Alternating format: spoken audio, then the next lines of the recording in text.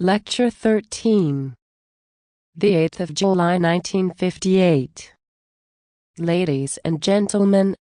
it seems to me that the best way to demonstrate the specific difficulties which dialectic presents, and what I have called the challenge of dialectical thinking, now that I have initially illustrated this challenge for you with a few models regarding the question of first principles, would be to confront really dialectical thinking with the classical rules of the game which, we may claim, to a considerable extent have undoubtedly underpinned scientific thought to this very day.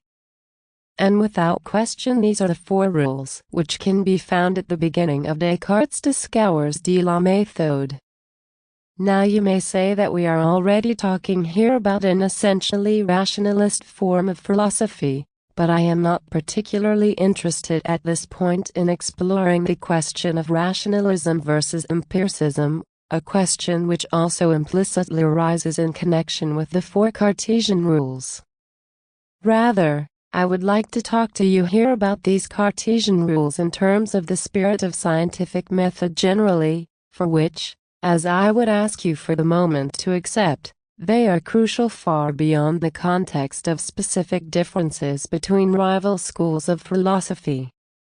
I might also just point out, in this connection, that the very distinction between rationalism and empiricism is by no means as rigid as it tends to appear in the context of standard examination questions, for example, for if you read Bacon and Descartes together, you will find whole tracts of text where you would not easily be able to tell which of the two was the author, and this is because the spirit of science itself is here revealed far more emphatically than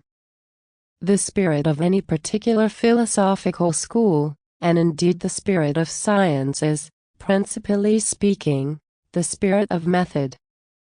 The famous Cartesian demand, which furnishes the first of his rules, is the demand for clara et distincta perceptio, that is, for clear and perspicuous, or, better, distinct perception or cognition, where Descartes' formula is specifically intended to apply to all possible objects of knowledge. For at this point Descartes does not make any distinction, for example, between the things of sense perception and mental representations or the intellectual realm in general. For the thought expressed here refers in an extraordinarily broad sense to all objective knowledge as such. I shall just read out the formulation precisely as he presents it. First of all, Descartes traces his rules back to a certain resolution or decision which he tells us he had already made. And as a multiplicity of laws often furnishes excuses for evil doing, and as the state is hence much better ruled when, having but very few laws, these are most strictly observed, so, instead of the great number of precepts of which logic is composed, I believe that I should find the four which I shall state quite sufficient, provided that I adhere to a firm and constant resolve never on any single occasion to fail in their observance. I would immediately draw your attention to the role which is played by resolve here, by an act of will, by what later philosophy would describe as subjective positing. These rules in their entirety are concerned more with ensuring that we proceed rigorously in the spirit of mastering nature, and that we deploy our intellectual powers in an internally rigorous and coherent manner, than they are with allowing thought for its part to respond to its object, to the matter itself. And it actually seems to me that the defining characteristic of rationalism is much more readily to be discovered here than it is in the usual and vulgar distinction between rational and sensuous forms of knowledge. You can already see here that the central thought is that method is essentially determined by the will to establish order in a rigorous manner through the exercise of our mental capacities, and where, by contrast, the thought of passivity, the thought of responding and cleaving to the matter itself, recedes from view in a rather remarkable fashion. And if I may anticipate for a moment, one could say that dialectic is ultimately the attempt, in a manner that also effectively corresponds to rationalism and the rationalist tradition, to release the power of rigorous thought itself, but to do so in a way that may also bind this power by confronting it with the essence of the objects to which our cognition actually relates.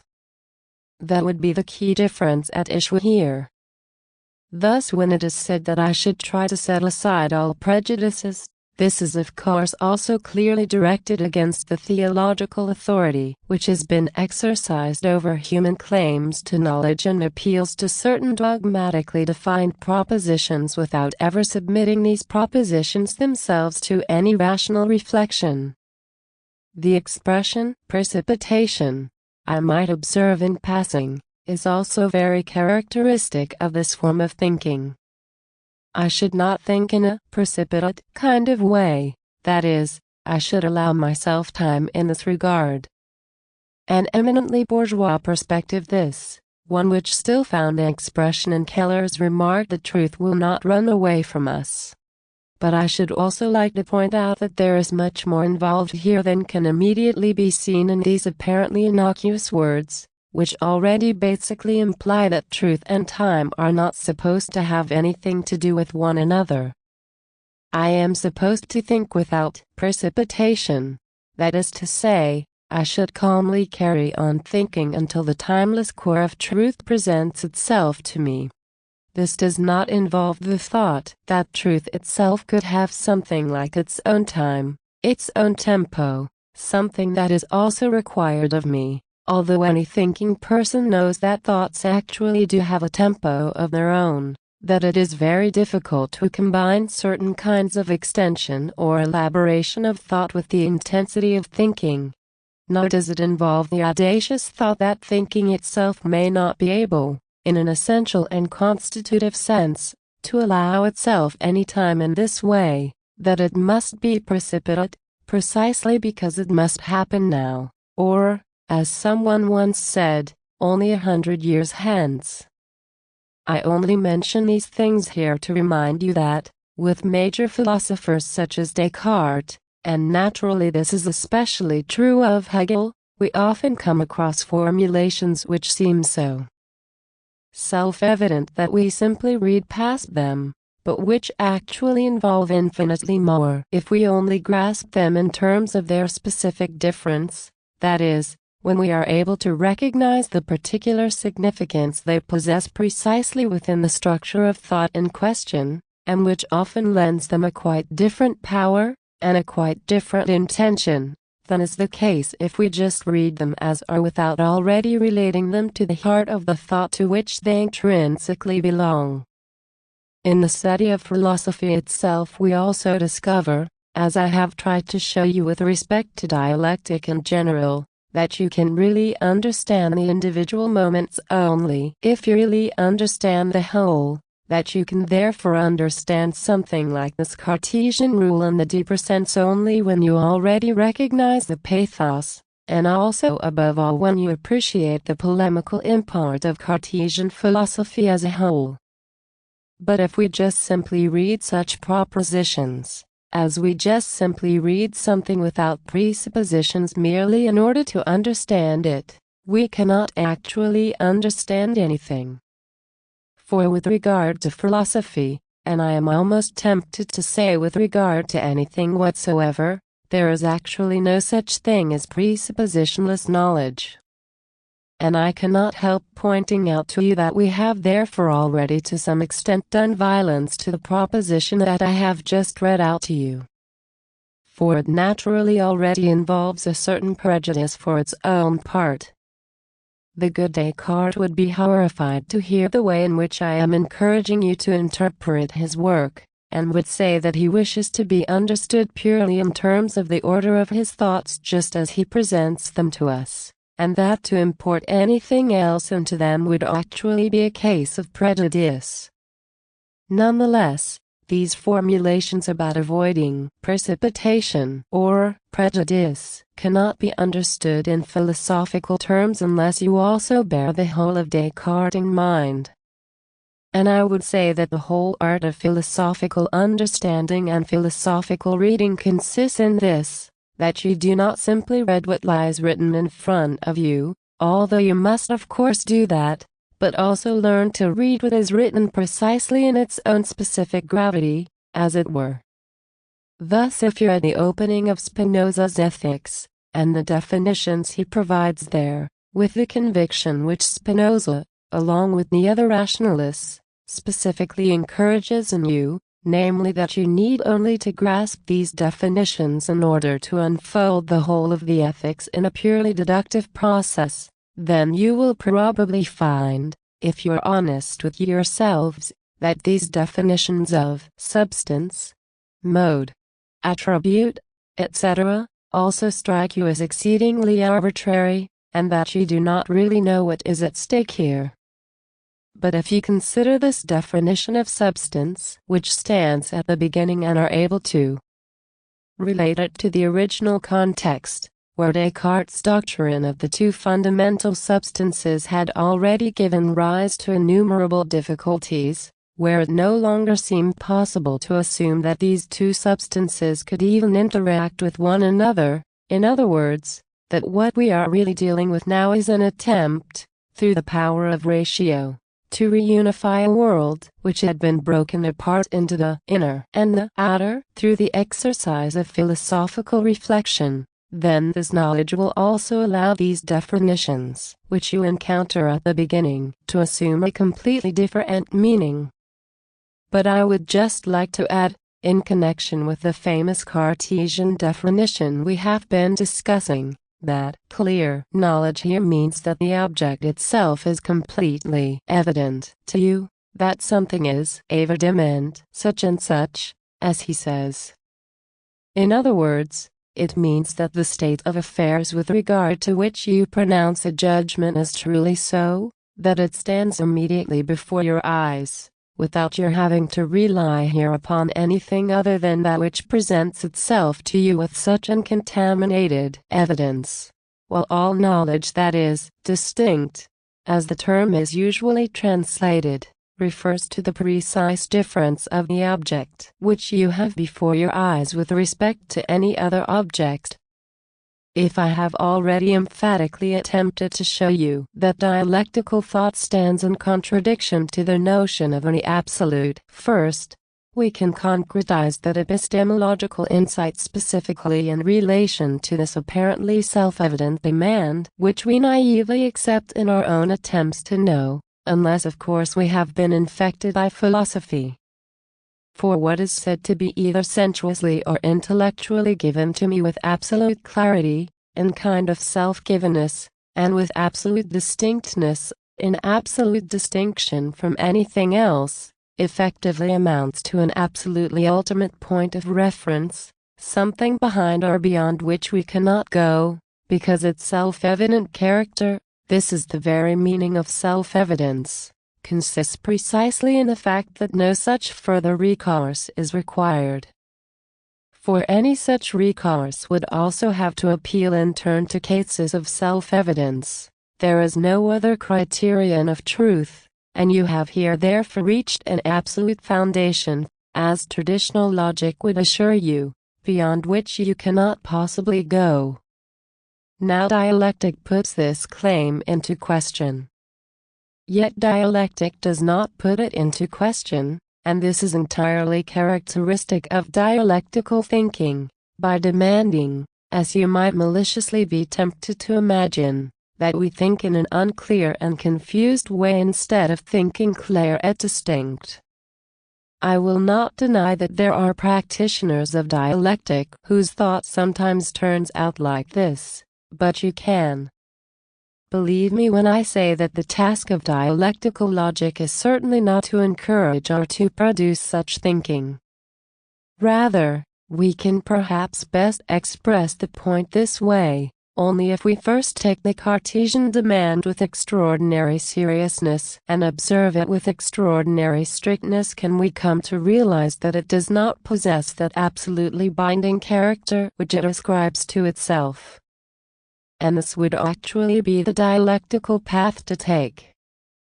the dialectical understanding of an object would be distinguished from a more primitive approach by taking a closer look at things, as the people I am happy to belong to like to put it, or by staring intensely at the object, I would almost like to say, until it becomes clear that no such thing as that absolute clarity which Descartes expects of the object is ever actually given. You will find, therefore, if you appeal to some pure sensuous certainty on the part of consciousness, a certainty from which all further knowledge depends and upon which you then try and build up the world of things, that this very givenness, in accordance with its own meaning and character, requires something like sense organs. Thus you cannot possibly grasp the concept of optical perception, which traditional theory of knowledge postulates as the immediately given, as a form of immediate givenness, if this is separated from the organic constitution of the eye and everything that is connected with it. You cannot conceive of anything visual unless the relationship to the eye, and thus to the body, and our sense organs, is also involved in this visual character as a kind of immediate knowing. On the other hand, the theory of knowledge tells us, you must first determine the character of the body as a functioning complex, as a regular law-governed condition for any possible sensuous perception. You will find, therefore, when you really try to hold fast at this point purely to the sensuously given as the ultimate ground of justification, that it is already mediated by what it is supposed to give rise to in the first place. And likewise in turn, of course, you cannot speak of sense organs without this moment of primary sensuous givenness. Thus the moments which are involved here, even in this elementary example, do not stand in a relationship of something primary and something secondary. Rather, they stand in a reciprocally conditioning kind of relationship. And if we wished to express the truth about sensuous knowledge here, we would not assert either that sensuous knowledge is knowledge through the eye or that sensuous knowledge is primarily a sensation of color. Rather, the truth would involve revealing, would first only properly be expressed by revealing, the interaction and entwinement of relations that is at work here. But once you reach this point, you will have to conclude that the demand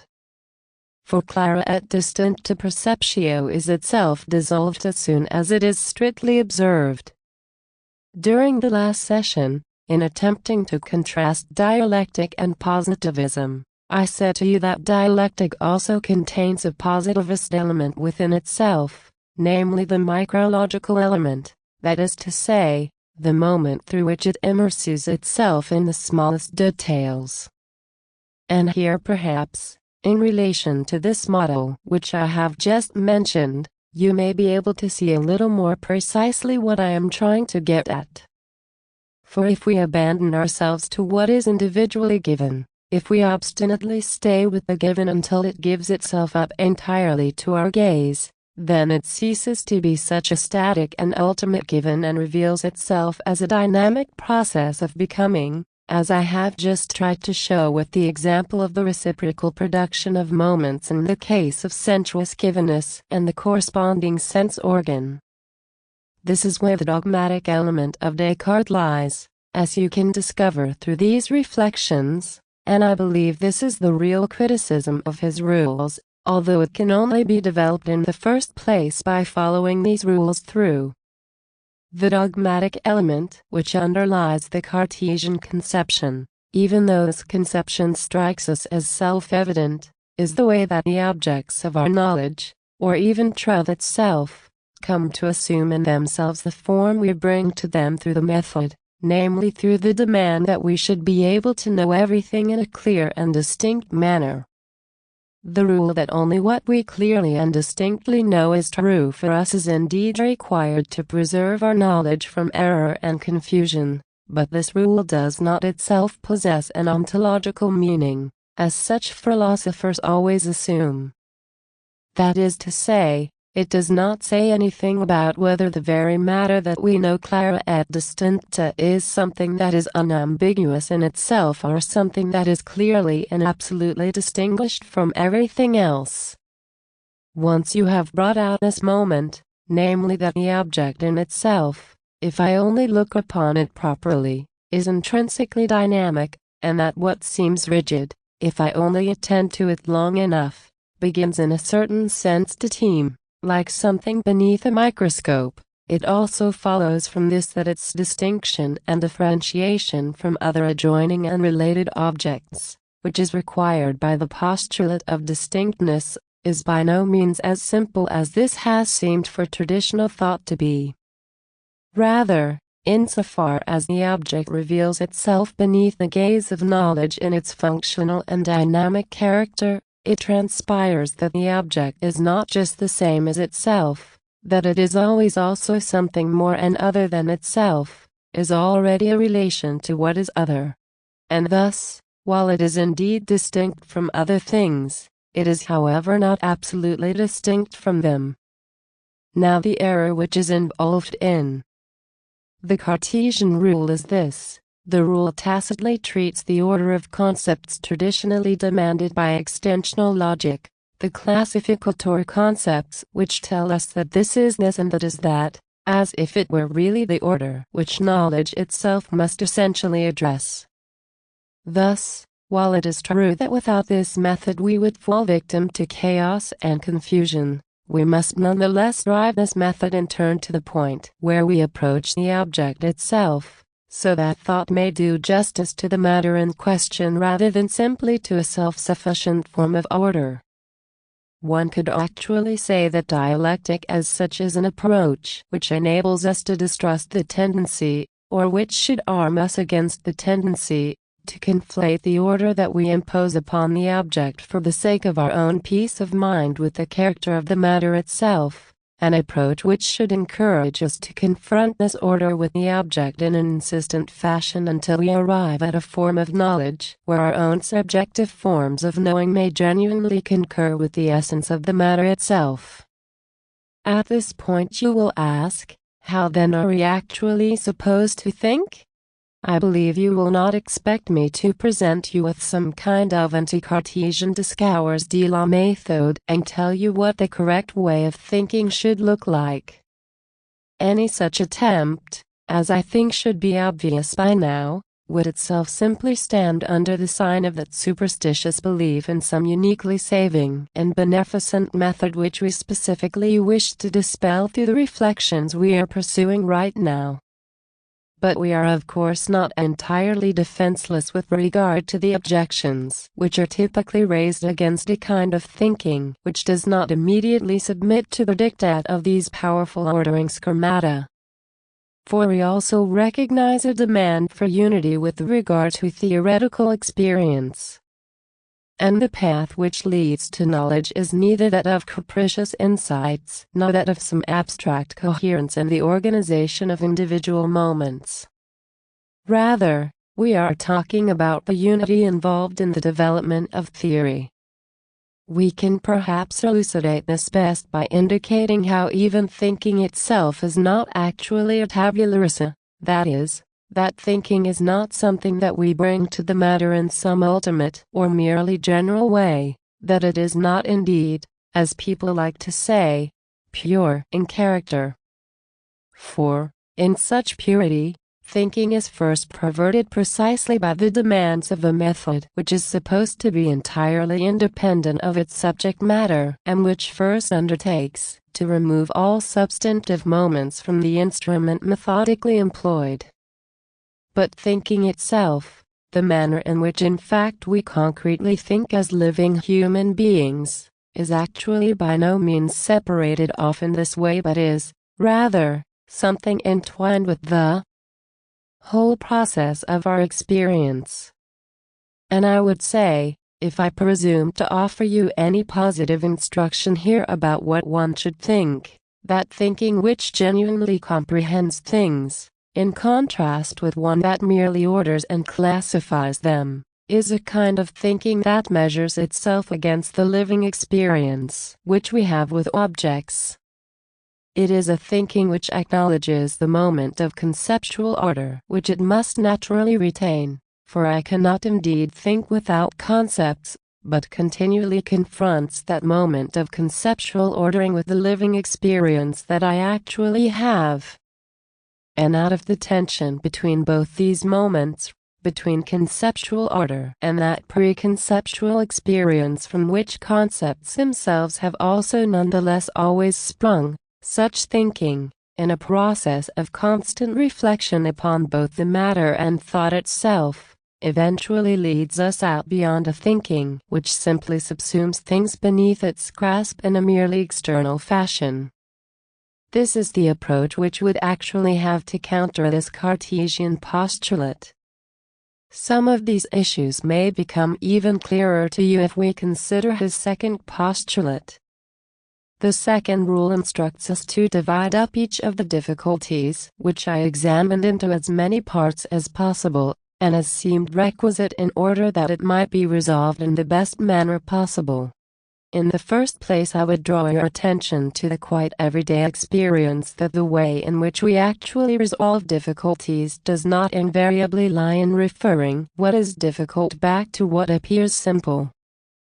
Basically, this idea already betrays something of that hatred with regard to the differentiated, to the all too complicated, which has accompanied Western subjectivism and rationalism like a shadow in a rather remarkable manner.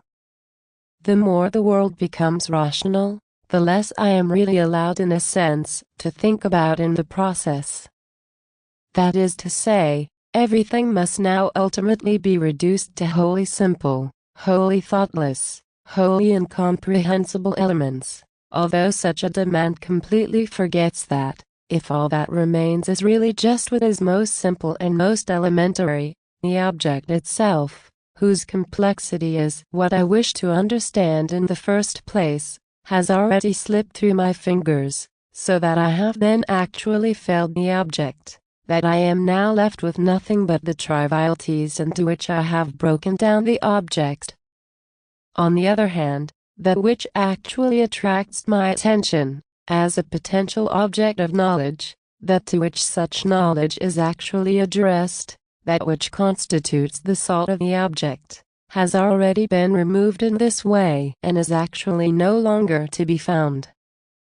Of course, it is also true that I cannot manage without any analysis into more elementary aspects. Indeed, I have already talked to you in some detail about the dialectic of whole and part, and wherever I am confronted by some whole in its mere immediacy, without further articulation, I cannot simply rest content with this whole. Here you can see particularly clearly that it is problematic to transfer the ideals of natural science to the realm of philosophy because, in this respect, the latter, and I would like to put this somewhat cautiously, seems to lag far behind the natural sciences themselves. And I should also like at least to venture the thought here that the difficulties of mutual comprehension that beset philosophy and the thought developed by the natural sciences, a difficulty which appears to have become insurmountable precisely since Hegel, is connected with the fact that the philosophical reflection which the natural sciences have devoted to themselves does not actually do full justice to what the natural sciences do. That is to say, the natural sciences, since the time of Hegel, have not attained the requisite level of reflection for natural philosophy, or what we now describe as such, generally amounts to little more than an abstract presentation of the rules and procedures involved in the thinking of the natural sciences, whereas the real task would precisely be to comprehend and explore these modes of procedure themselves. A rule like this Cartesian one, which requires us to analyze everything into its elements, derives of course from the realm of the mathematical natural sciences, that is to say, it is a rule which is essentially connected with the analytical treatment of conic sections, which seeks to express them in terms of equations and thus ultimately to reduce them to their constituent elements. But if I have rightly estimated the character of the natural sciences here, then they are by no means so ontologically convinced that everything complex and complicated must be capable, in itself, of being reduced to simple elements. Rather, natural science regards that very process of analysis into constituent elements, and on which of course it relies, only as a model, that is to say, only as an attempt to secure the object in question within the ordering categories of consciousness, without thereby claiming that this simple and elementary dimension is itself simply identical with the essence of the matter. The philosophers, on the other hand, who are always concerned, as we know, with the essence of things, proceed as if the ordering concepts which the natural sciences have to employ were already, in themselves, an intrinsic order of things. That is to say, they proceed as if the whole were simply composed of parts, whereas in truth the whole and the parts reciprocally produce one another in the manner which I have tried to present to you in some detail.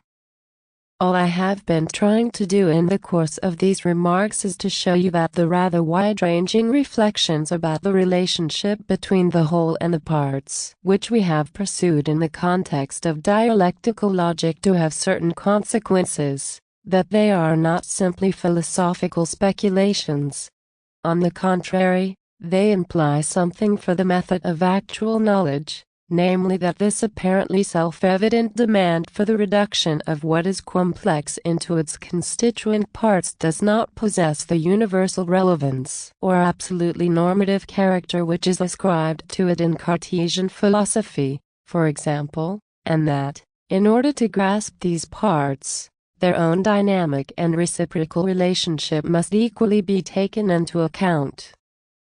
And this gives me an opportunity to remind you here of a dialectical moment which we may have somewhat neglected until now, but which will afford you a rather better idea of the particular relevance which dialectical thought should possess, not as some sort of abstract philosophical system, but rather in the context of living knowledge itself.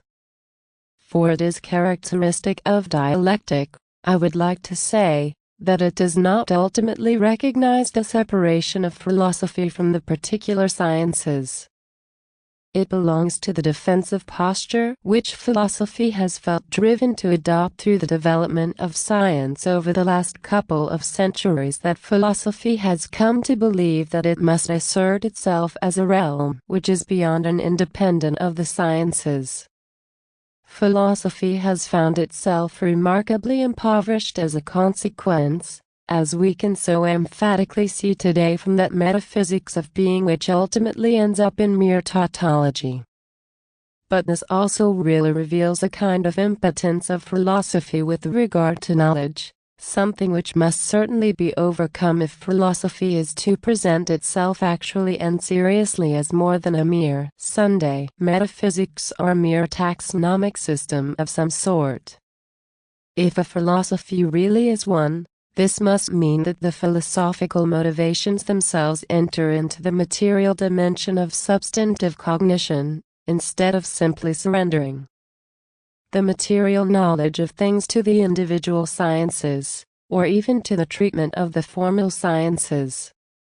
And if I am critical about the role of definition in philosophy, that cannot mean that, speaking as a philosopher in my lecture from 4 till 5, I assure myself that definition is indeed a problematic matter, but then go into the law seminar, for example, and simply define the concepts which are employed there, whatever they may be. For what is required, on the contrary, is that knowledge regarding the relationship between thought and thing, or regarding the problem of definition itself, that all of these matters must really also be introduced into the cognitive procedures of the individual sciences. And this is to say that philosophy, to say that dialectic, if it is to have any genuine sense at all, is by no means innocuous, is not a matter of mere philosophy which is simply occupied with itself. On the contrary, the reflection to which philosophy exposes our so-called natural consciousness, that is to say, our unnatural and conventional consciousness, also intrinsically requires that we rethink in a fundamental sense its own attitude in response to the knowledge proffered by the individual sciences, and that, as ones who reflect upon our own work, we now also bring the knowledge derived from philosophical reflection to bear upon such particular forms of knowledge. And I would say that this movement, this critical movement, of thought is specifically what the individual researcher or investigator can really learn in the first place from the practice of dialectic, and this is the key thing here.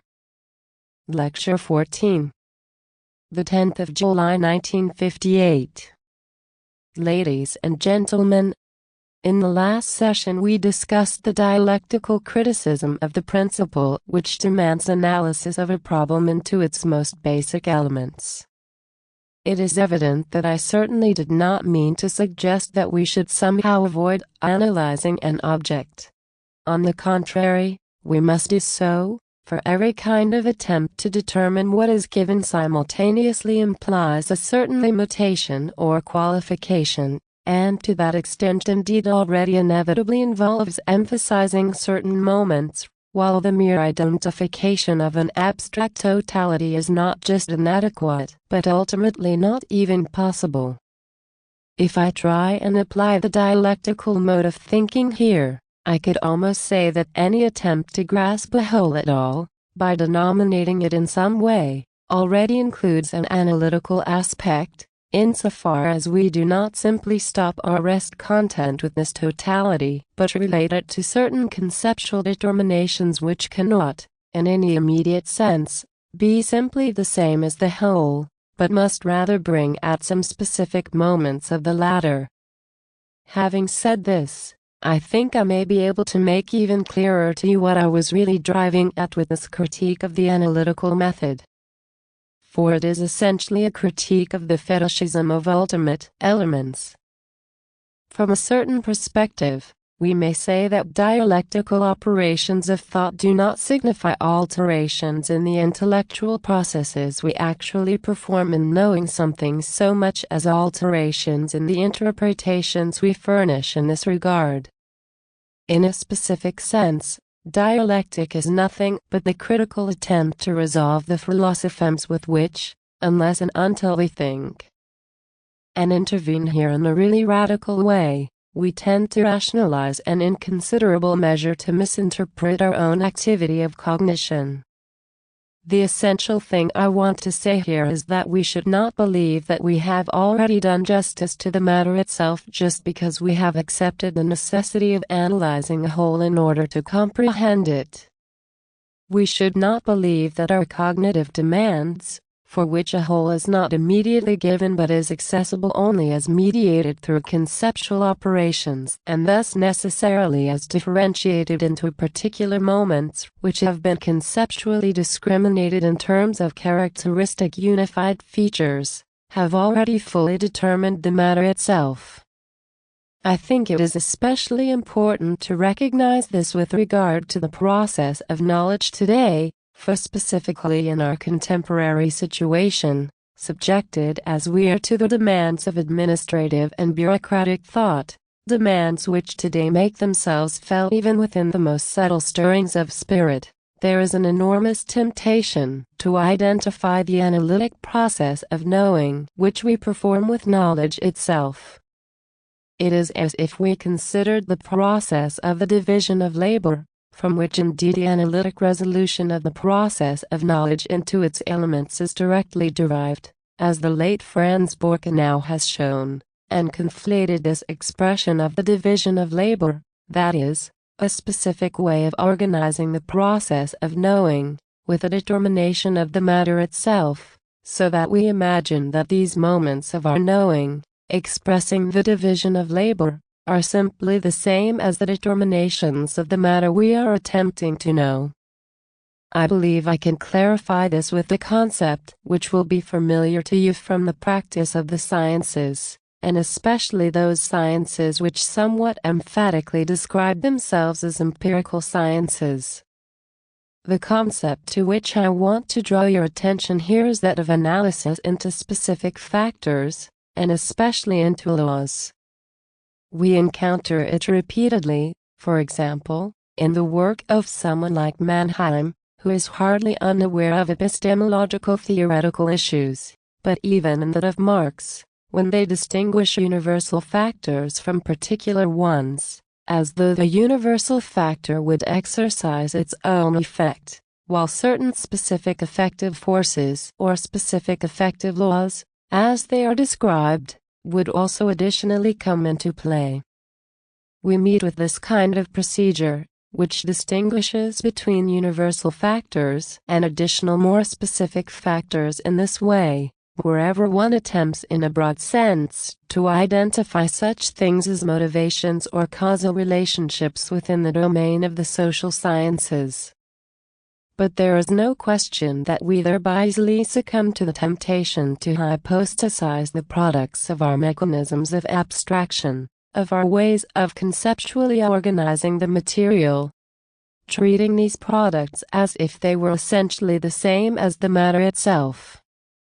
Thus, when it is claimed, to choose an example from Marx's theory, that something like the relationship between classes provides an explanation for social processes, and we then further take account of the specific conditions which arise from free wage labor and the exchange of labor power as a commodity within capitalist society, it looks as if, on the basis of this conceptual schema, firstly, that the world has until now been a world of class struggle, secondly, that we live in the particular period of capitalist society, we can derive two series of factors, as it were, the universal factors and the special factors, and all we need to do is to bring these together in order to explain the phenomenon in question.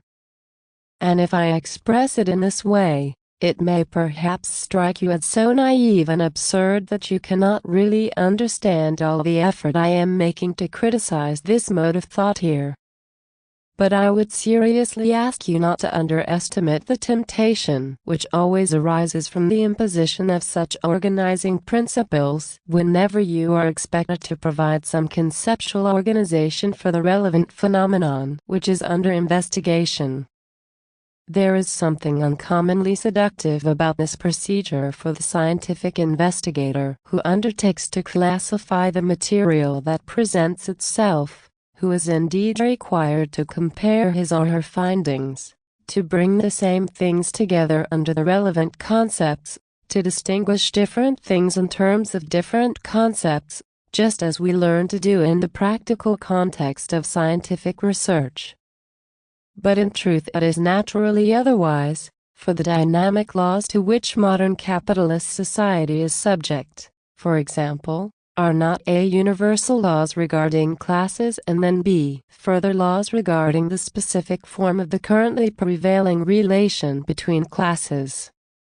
Rather, the fundamental fact here is that society until now has been riven within itself, has not been identical with itself, that society bears a certain dynamic within itself, a quite specific sort of dynamic, which comes to manifest itself historically, or which finds its concrete historical expression in the class relations that prevail in capitalist society, that is, in a society of free wage labor where the exchange principle has unfolded in universal form.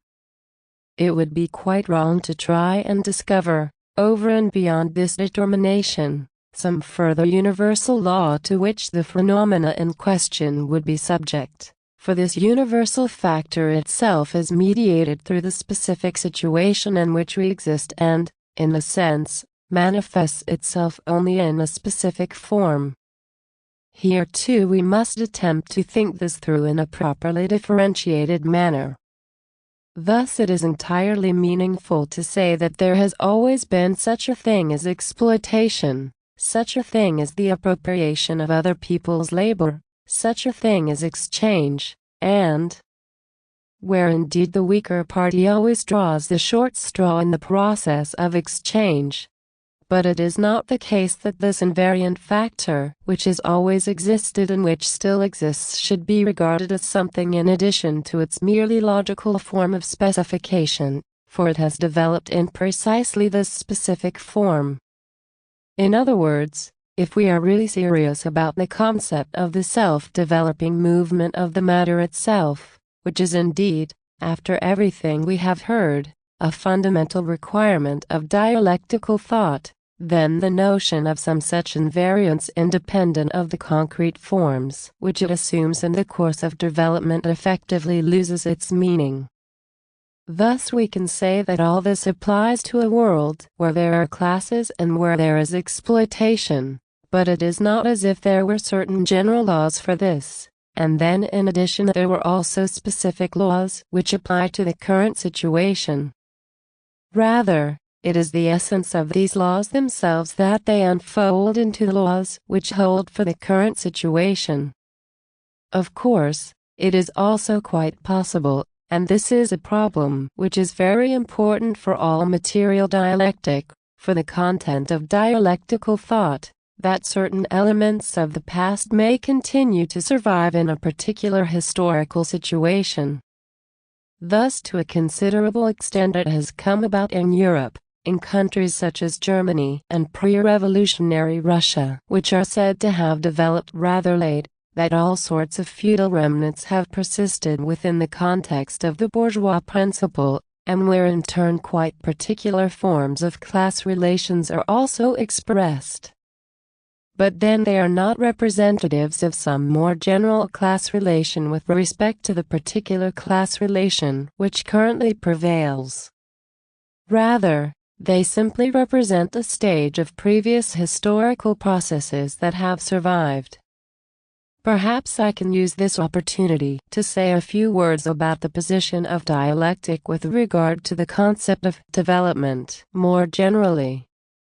And this brings me directly to a question which perhaps possesses a certain significance for the way we construe the idea of development itself.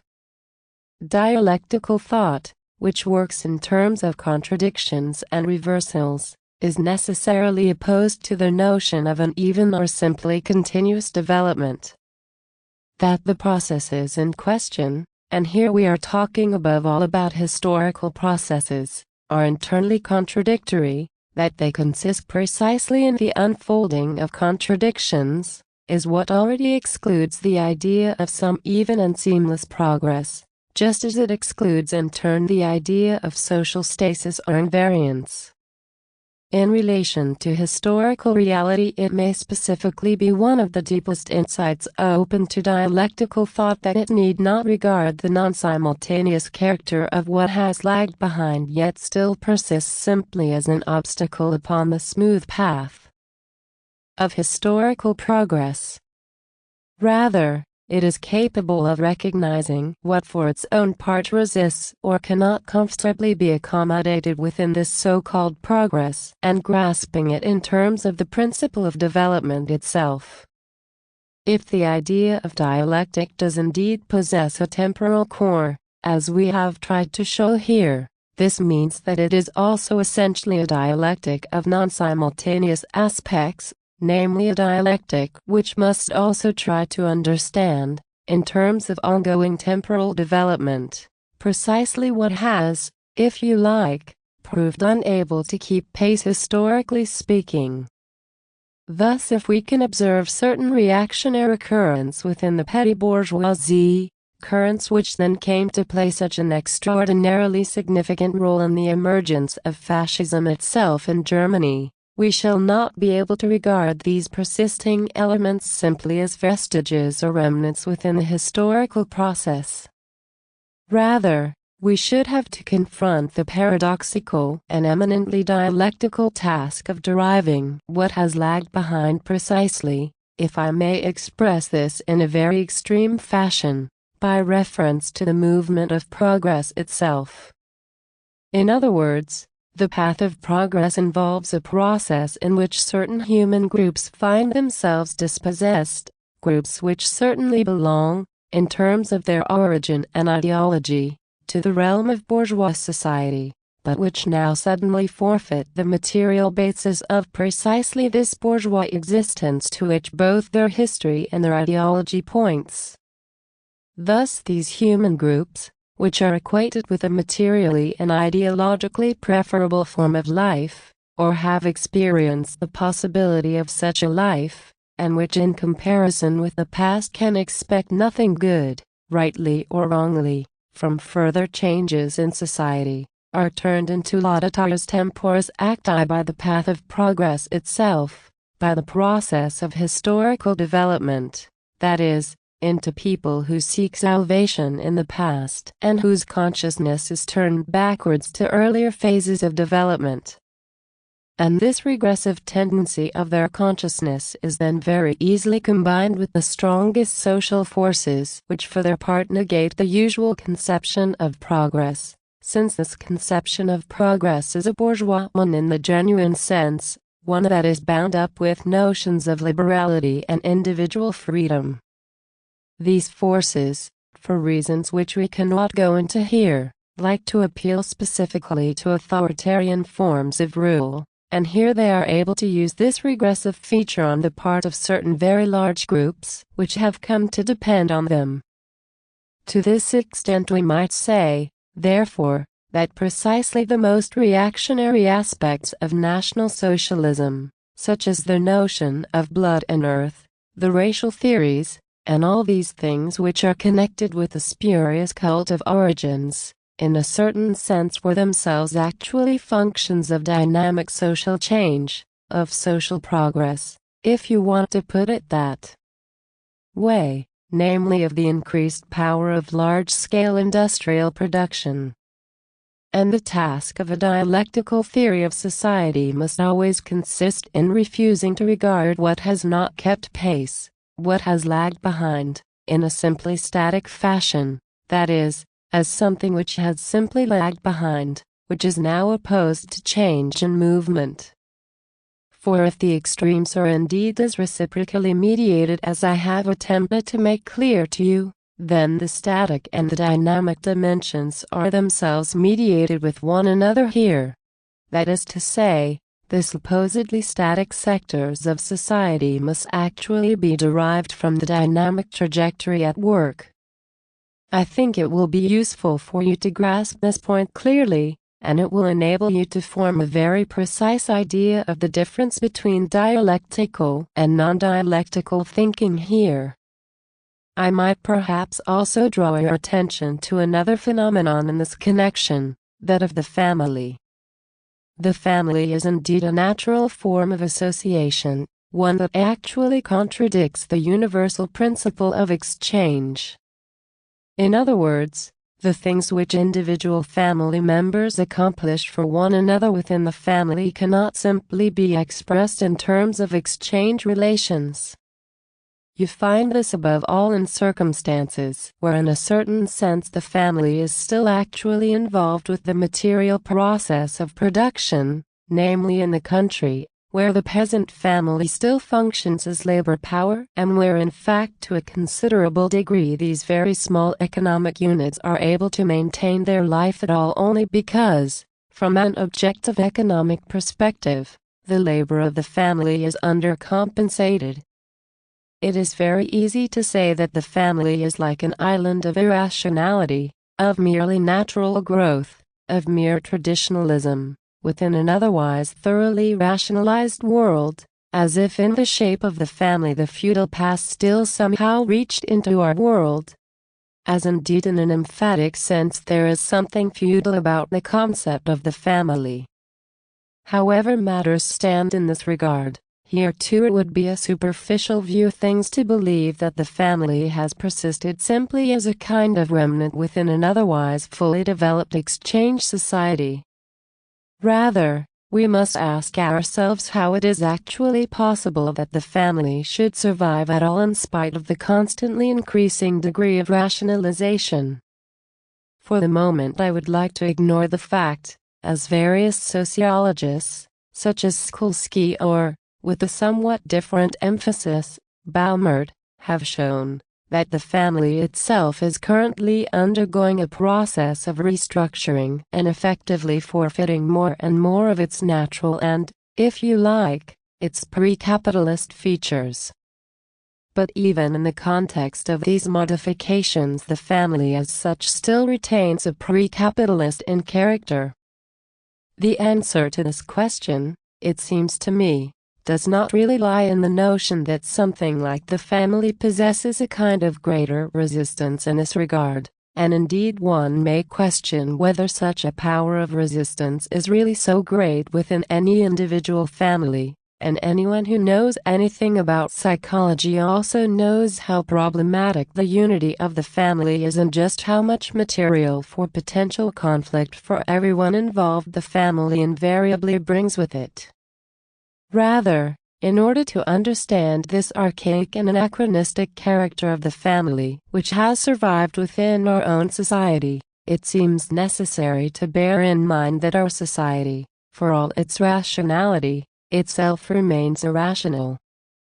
That is to say, it continues to stand under the law of profit rather than one which prescribes the satisfaction of human needs, and this same irrationality also causes or compels society to maintain certain irrational sectors within itself, for at the point where the bourgeois principle of bourgeois society would be fully realized, would be utterly and completely rationalized, their bourgeois society, we might almost say, would cease to be a bourgeois society at all because there would then no longer be any place for precisely those moments which provide the motivation of economic activity in this society.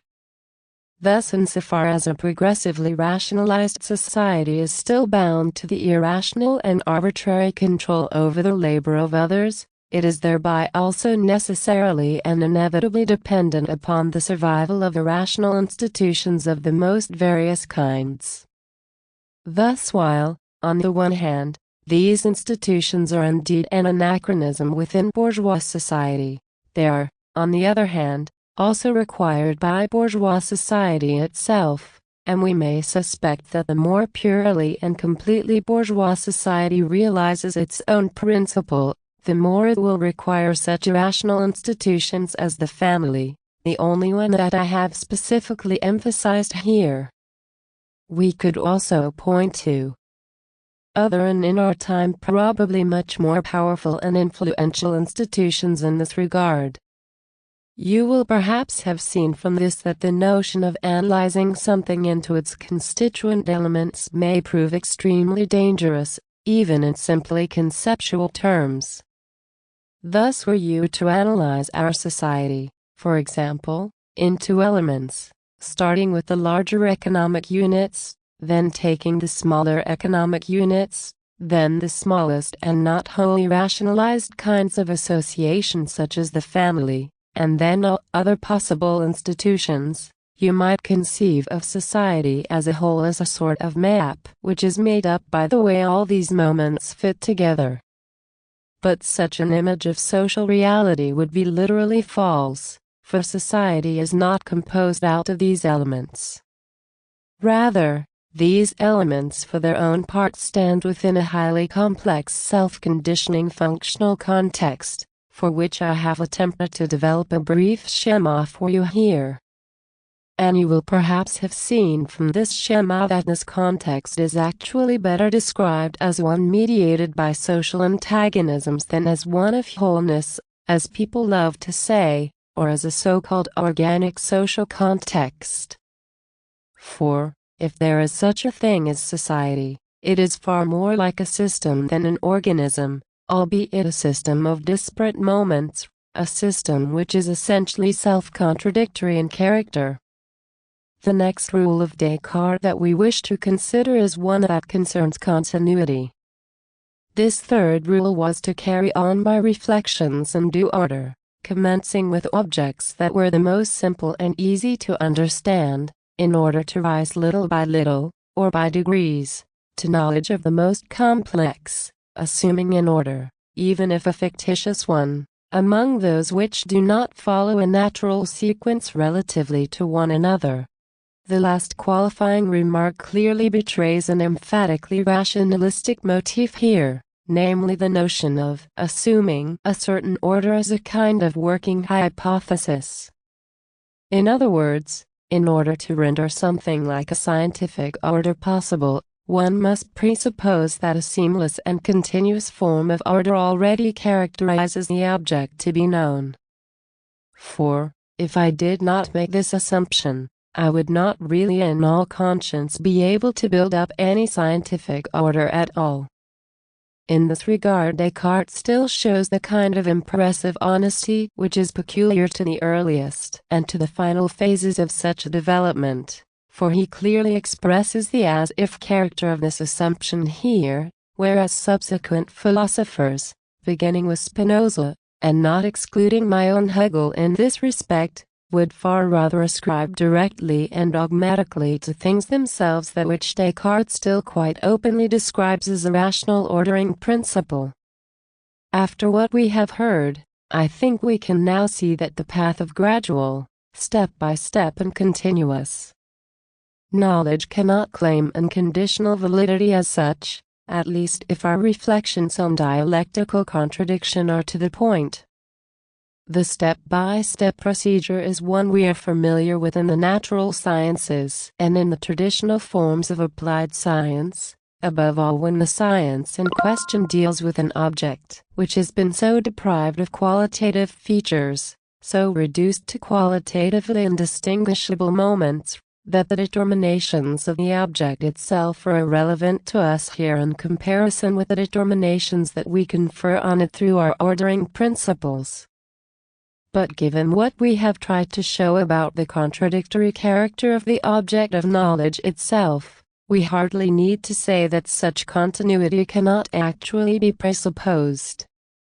And, from this point of view, from the perspective of the question of continuity and discontinuity, which is incidentally the fundamental problem, or one of the fundamental problems, of Leibniz, one of the greatest rationalist philosophers, the principle or the problem of dialectic would be not simply to insist upon the moment of discontinuity but, rather, to connect the moments of continuity and discontinuity with one another, namely to grasp continuity and discontinuity themselves as reciprocally mediated. I have already put it to you that our society is more of a system than an organism, and that it is nonetheless an antagonistic society. Perhaps this alerts you to the dialectical problem that I would particularly like to draw to your attention in the present context. On the one hand, the theoretical task of dialectic is specifically to comprehend the whole or totality, and knowledge is not possible without the idea of a totality. Yet, on the other hand, this totality itself is not continuous in character, is not a logical totality within a seamless deductive context. Rather, to put it bluntly, the totality is internally discontinuous in character. And the dialectical response to the problem which arises here is none other than to recognize that the unity of the society we live in is actually constituted through its very discontinuity. In other words, the dissociated and discontinuous moments of the object of knowledge, insofar as they are related to one another as contradictions rather than being simply disparate from one another, come precisely through this relationship which they all make up together to crystallize specifically into that whole which should properly constitute the object of knowledge here. It follows from this moment of discontinuity, incidentally, that our initial cognitive approach, the point where we decide to begin, is in one sense a matter of indifference for dialectical thought, for we do not presume, of course, that we can develop everything from an absolute first in some purely continuous fashion. Rather, it is the power of the whole, of which we have spoken already, which makes itself felt as it were in the same way in every individual moment. We might say, if you like, that everything is equally close to the center, which is why any truly consistent dialectical thought can begin from what looks like the most obscure and ephemeral of phenomena, and indeed this is often the best course to take since it is precisely those things that have not yet been saturated by the official categories of thought which may lead us most readily into the concealed essence of the whole. Far more so than if we orient our thought in terms of established and already approved categories. We may also express this by saying, and this brings me to a material critique of traditional thought, that the problem of the position of thought towards objectivity becomes a moral problem in the light of the question of continuity or discontinuity. For the idea that the object of knowledge is itself something wholly coherent and consistent that may be logically explicated without remainder always involves the notion that what is articulated in such meaningful and consistent terms is effectively something positive. But if we are really in earnest with our critique of the existent, that is, if we take the thought of the antagonistic character of reality itself really seriously, then we are specifically bound to exhibit the discontinuity that characterizes the existent. And we are thereby driven to lend this character of separation and discontinuity to our own thought as well, but to do so in such a way that the unity and interconnectedness of what we are actually dealing with is revealed precisely through this discontinuity, precisely through this internally mediated contradiction, in the matter itself. There is absolutely no question that productive thinking today can take the form only of one that works through breaks and fractures, whereas any thinking which is simply oriented in advance to unity, synthesis and harmony can only serve to conceal something which thinking is called upon to penetrate, for it then inevitably contents itself with simply reproducing, or even reinforcing, the facade of what is already there in the medium of thought.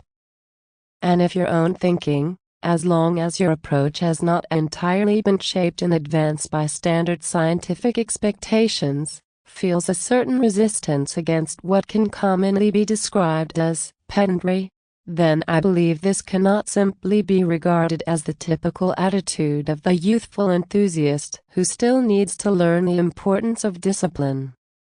There is something such as intellectual discipline, of course, but the intellectual discipline which people would instill in us usually amounts to a kind of hostility to things of the mind, that is to say, ends up by stunting or emasculating the productivity of thought, namely the relation of thought to its object, and encouraging it instead to submit to certain regulated procedures. But in truth there is no rule for thought other than that of freedom towards the object, as Hegel calls it.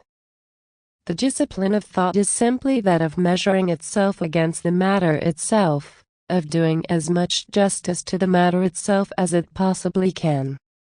It is not that of imposing upon itself, qua method, a rule which prescribes how it is to proceed, and then on the basis of this so-called demand for method ultimately renouncing thought itself. For to think in the richest sense is invariably to think in a way that is not methodically regulated. I have no intention here of encouraging an arbitrary appeal to entirely fortuitous hunches or insights. I simply wish to emphasize how thought must be capable of its own freedom, must along with freedom towards the object also possess freedom within itself, and cannot therefore just relinquish itself, so to speak, before the object, but must continually seek out relationships of some kind with the object, relationships in which alone thought can find itself contented. Thought which is no longer capable of this will never be able to disclose its object. The pedantry of thought is the way it fails its relation to the matter itself, fails it for the sake of securing what one already has, for the sake of the small security of the private person, of the small individual. And, as with the security of small private property, this form of pedantry is exposed to inflation to an especially high degree. In other words, it will always forfeit exactly this. It will always show itself most wretched just where it believes it must maintain its current value. Thus I believe that it is really essential to intellectual health, if you are already engaged in disciplined scientific or academic work or wish to become so, that you always continue to retain a critical attitude to the moment of pedantry that attaches to the exclusively step-by-step procedure. For of course the step-by-step procedure immediately threatens to paralyze the productive power of thought.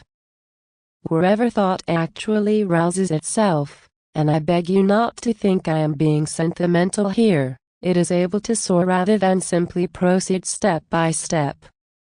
And a thought which can no longer soar is no more a thought than one which can do nothing but soar.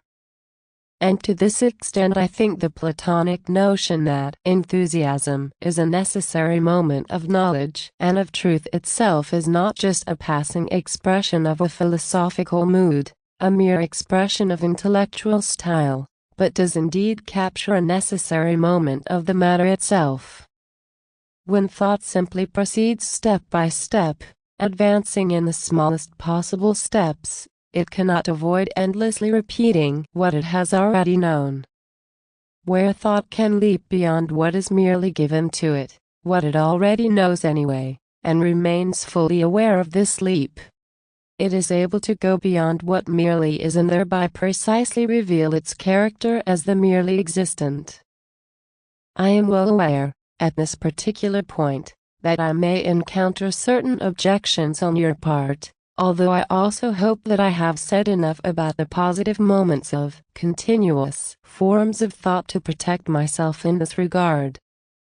But I believe that precisely here, where we come to the really sensitive point at which dialectical thought is especially liable to provoke resistance, I should be prepared to speak in more detail, in our next session, about the specific nature of this resistance.